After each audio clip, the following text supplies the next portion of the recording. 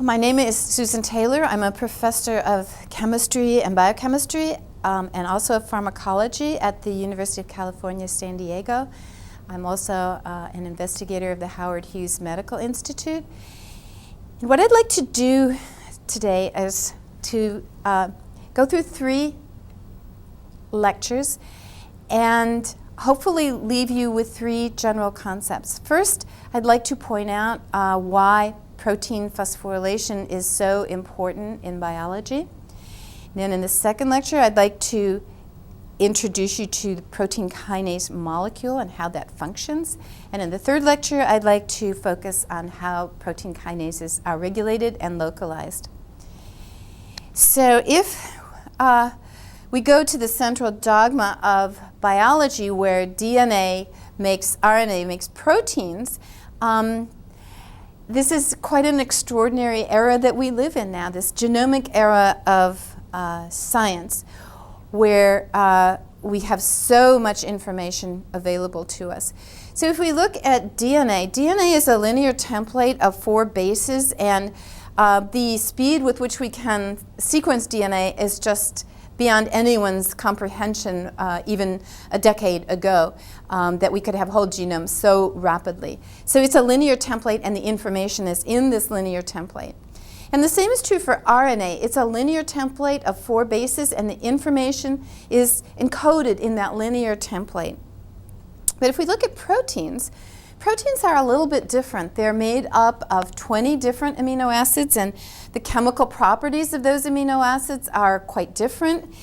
And in addition, they get modified once they're made, and that modification can make a critical difference in how they work. So understanding how a protein works is more complicated. So with DNA and RNA, transcription translates or transcribes the DNA into RNA. They're both linear templates. If you look at proteins in translation now, that RNA is translated into proteins where you have all these diverse amino acids. And if we look at a protein sequence, of course, it defines the chemical composition of that structure of that protein molecule. But it doesn't really tell you how it works. And to really understand how a protein works, you need to have a structure so that you know where those amino acids are, you know how they work together to create an active and functional protein. And understanding this is much more complicated than just reading out the template from the DNA or the RNA. And so I like to think of our present era of science not as the genomic era of science, but the proteogenomic era of science. And ultimately, we're going to have to understand this entire gamut going from DNA to RNA to proteins. And it's going to be much more challenging to do the proteins, but we're already making enormous progress there. So what are the building blocks on the atoms that make up proteins? So we look at carbons, nitrogens, oxygens, hydrogens. Okay, those are all there. There are also a little bit of sulfur there. But then what about phosphates? So where do phosphates come in, and why are they important? So this is the phosphate. It's 80 kilodalton. It's a little small moiety that you add onto a very, very large protein. And I like to go back to a review that Frank Westheimer did back in 1988. So he was one of the chemists who studied phosphoryl transfer, sort of one of the major pioneers in this area. And he elucidated the importance of phosphates for biology. And so he made 2 major points. One is its importance for DNA and RNA, for genetic information, for transfer of information. And each of those linear templates for DNA and RNA are linked by phosphates. So clearly, all of this template is critically dependent on phosphate. And the other thing he recognized was the importance of phosphate for energy. And so in this case, we need to go to another molecule, and this is an organelle, a mitochondria, which is the powerhouse of the cell. And what the mitochondria does is to make ATP. And what ATP does is to drive all of the biological processes that that take place in every one of our cells. So here's ATP, and it's the phosphate, the gamma phosphate at the end that turns over and provides our cells with energy. And just to emphasize how important this is, the average 70 kilodalton person turns over 40 kilograms of ATP a day. So I always find this number astounding. So this is critically important, that phosphate, for energy in our cells. What Westheimer didn't address at all, and this field was just beginning to really emerge in terms of its huge importance at that time, protein phosphorylation as a mechanism for regulating biology. And that's what I want to try and focus on now. And we have to go back again to some of the history, and in this arena it was Ed Krebs and Eddie Fisher who were the first to demonstrate in the late 1950s that phosphorylation was important for regulation of proteins. And they received the Nobel Prize for that in 1992. So they were looking at glycogen metabolism in the liver. And this is a liver cell. The dense particles are glycogen granules. They're also mitochondria there. You need a lot of energy for anything that a cell does. There are a lot of mitochondria. And if we look at the glycogen particles, what all of us do when we have a carbohydrate-rich meal, liver takes up that glucose and you make glycogen. You store it there. And even after a short fast, like sleeping overnight, when you wake up in the morning, you have mobilized some of that glycogen into your bloodstream so that your brain and the rest of your body still gets glucose. So you make and break down glycogen as a fundamental part of metabolism. And the enzyme that does that is called glycogen phosphorylase. It breaks down glycogen into glucose. And that's the enzyme that Krebs and Fisher worked on. And what they discovered was this enzyme, now we know its structure, it's very large. Each chain, this is dimer, there are 2 subunits. Each has over 800 amino acids. And what they found is this exists in 2 different states. It can be phosphorylated. It's 1 phosphate on each chain. It can be phosphorylated or not phosphorylated. And when it is phosphorylated, it is turned on. It is an active enzyme. And when it is not phosphorylated, it is not active. And so this fundamental concept is really the essence of the importance of protein phosphorylation for regulation. So how does it get added? How does that phosphate get added? It gets added by a protein kinase. So protein kinase uses ATP, transfers that gamma phosphate to a protein. So now you have many proteins. More than half the proteins in our bodies exist either as a dephosphorylated molecule or as a phosphorylated molecule. So they can be turned on and turned off. And the phosphatases are enzymes that take the phosphate off. So phosphates are going on and off of your proteins all the time. They're switches. They're molecular switches that either give a go signal or a stop signal. They are essential molecular switches for all of biology.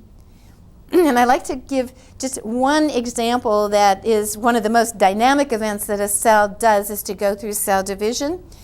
And this is a lily cell dividing, and you can see as this lily cell goes through the different steps of mitosis how dynamic this is, of organizing these chromosomes, of then having the cell actually divide. And this process is mediated primarily by kinases and phosphatases that get turned on and turned off and that allow mitosis to start, this phase to end, start the next phase. It's critically regulated by kinases and phosphatases. No cell could divide without that critical, highly correlated regulation. So let's go back to the history. So phosphorylase kinase is the kinase that phosphorylates glycogen phosphorylase. And then the second one to be discovered is called pKa, or cyclic AMP dependent protein kinase. And I'm going to tell you about those two and show you how, in this case, they work together as a team to regulate this biological event. So here's glycogen phosphorylase. When you've just had a carbohydrate-rich meal, its glucose is high, insulin is high, glucagon is low. Insulin and glucagon are two metabolic hormones that tell the body, are we in an energy-rich state with glucose, or are we in more of a fasting state? So it's turned off. Then you look at glycogen phosphorylase, it's turned off. You have lots of glucose, you want to be making glycogen, not breaking it down. Okay, now you look at when blood glucose levels are low, you have high glucagon, low insulin. This case, you want to mobilize that glycogen that's stored in the liver, and then this enzyme is turned on. And it's turned on by the addition of that one phosphate to each of the chains in the glycogen phosphorylase dimer. Okay, so let's see how that works. So here's glucagon. Glucagon is a hormone. It doesn't ever get into the cell. It binds to a receptor on the surface of the liver cell. And in this case, this is a GPCR, a G protein coupled receptor, the largest gene family in our human genome. It binds, that couples to a heterotrimeric G protein, which becomes activated, and that in turn leads to the activation of adenylate cyclase, which makes cyclic AMP. So this concept is cyclic AMP is a second messenger. It allows some extracellular signal to be translated into a biological response. This was discovered by Earl Sutherland earlier in the 1950s, this second messenger concept for cyclic AMP. It is conserved as a second messenger in all of biology, even in bacteria. So let's see what this is summarizing what I just told you. Your extracellular signal, in this case glucagon, a hormone from the pancreas, binds the glucagon receptor, activates the G-alpha subunit, that activates adenylate cyclase and makes cyclic AMP. Okay, what does cyclic AMP do? Okay, so let's look now at this biological response. So here we go to pKa, and pKa, like most protein kinases, I told you they're switches, it's kept in an off state here, and in this case it's got regulatory R subunits and catalytic subunits, C subunits, and when they're together and there's no cyclic AMP around, it is inactive, it's turned off. And cyclic AMP, this is a main target for cyclic AMP, these regulatory subunits of pKa. It binds with very high affinity to the regulatory subunit, and that then unleashes the catalytic activity. And depending on the cell type, there are many things it can do. pKa has many substrates. It regulates many aspects of biology. It can also go into the nucleus and turn on gene transcription. So turning on one kinase can have many, many consequences. We're going to focus here on this liver cell and what are the consequences for glycogen metabolism. So let's look at this cyclic AMP. It gets made in response to glucagon. It binds to pKa, and it converts it from an inactive state to an active state. Okay, what does that do now with respect to glycogen metabolism? Well, glycogen phosphorylase kinase, that was the first kinase that Krebs and Fisher characterized. That's the kinase that phosphorylates glycogen phosphorylase, and pKa turns it from an off state to an on state. So we now have one kinase, pKa, turning on another kinase, glycogen phosphorylase kinase. And then that in turn acts on glycogen phosphorylase, and again that's converting it from an inactive state to an active state. So these switches, on-off switches, are happening all the time in our cells. So, and in these cases it's just one phosphate. One single phosphate can make an enormous difference for a very large protein, whether it's active or whether it's inactive. So let's go back to the history now and look at this curve a little bit more. In the 1980s, this really expanded exponentially, and that's because we developed the technology to clone and to sequence DNA. So from that, it became clear that there were many kinases and that their sequences were all related. And we now go fast forward to the genomic era of today, and we have whole kinomes from organisms. And the human kinome is about 2% of the human genome codes for protein kinases. It's one of the largest gene families. Its pKa belongs to this little branch down here. The other one that I told you about was phosphorylase kinase. It belongs to this other branch. Those are both very important classical metabolically important kinases.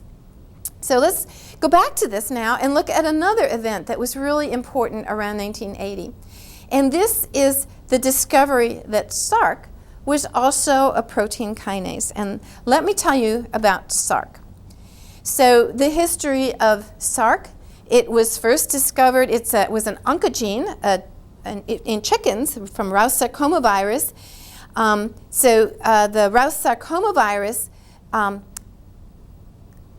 causes cancer in chickens. And so the Sark is responsible for that transformation of a normal chicken cell into a malignant cancer cell, and Sark was the oncogene that was responsible for that. So that was discovered back in the 70s. 1978, it was shown that this Sark also had kinase activity, protein kinase activity. And then Sark was cloned, so then you had the sequence of Sark, and then Tony Hunter and Bart Sefton showed that phosphotyrosine was also an important biological site for phosphorylation. That we have, coming back to here, these are all serine threonine kinases, and now we have this whole tree of tyrosine kinases, and they are related by sequence. They all belong to the same family. If we look at serine and threonine, most of those kinases on the yellow line are serine threonine kinases. They phosphorylate serine threonine, and they're much more abundant. But then you have tyrosine as another amino acid that can be phosphorylated, and tyrosine is very, very important, although not as abundant, critically important for biology and for disease. So we look at the kinome now, and it's this branch at the top that corresponds to those tyrosine kinases, and all the rest of these are phosphorylating serine and threonine. So we have a branch, a very large kinome that includes both serine and threonine kinases and tyrosine kinases. And so I wanted at the end here to tell you the importance again of adding one phosphate. I showed for glycogen phosphorylase, one phosphate makes a difference between it being active and inactive. So let me tell you, just for kinases in general, they not only add phosphates to other proteins, they are typically phosphoproteins themselves. And when you just code an amino acid, or encode that protein, translate that protein from the sequence, that has all the amino acids there, but that kinase is not active. And typically, you add one phosphate to what we call the activation loop, and that converts an inactive kinase into an active kinase.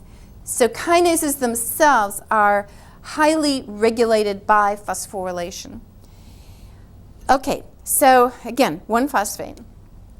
So now let's look at Sark and pKa, and I'll get more into these domains and things in the next lecture, but to point out that pKa has this kinase core, which is important for its kinase activity, and Sark has its sequence is related, and that conserved kinase core is what builds that whole kinome tree.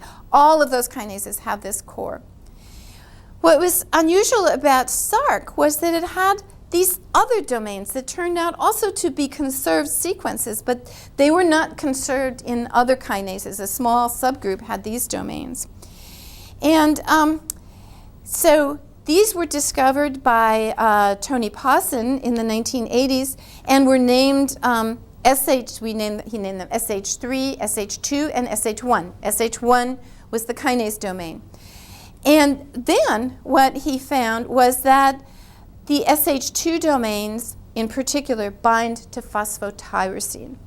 And so this introduced the whole concept of adapter molecules, that this is a domain whose main function is to bind to phosphotyrosine. So it's an adapter.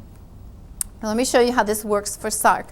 And Sarc is just an example of all of the tyrosine kinases. There, each has a different variation on this theme. So Sarc, ordinarily it's turned off. I've told you kinases are switches. You turn them off and you turn them on. And in this case, it's turned off by a phosphate that's at the C-terminus of Sarc, and it binds to its own SH2 domain. So it's it's introverted mode. It's not interacting with other proteins. It's interacting with itself, and it's turned off. And so the key event for activating Sarc is to remove that inhibitory phosphate. So you take it off. You take the phosphate off, and then you now convert it into an active enzyme. And the first thing it does is to phosphorylate itself. So you have this activating phosphate here. So now it's able to phosphorylate many other proteins. So now it's an active kinase. So it also has many substrates that it can phosphorylate.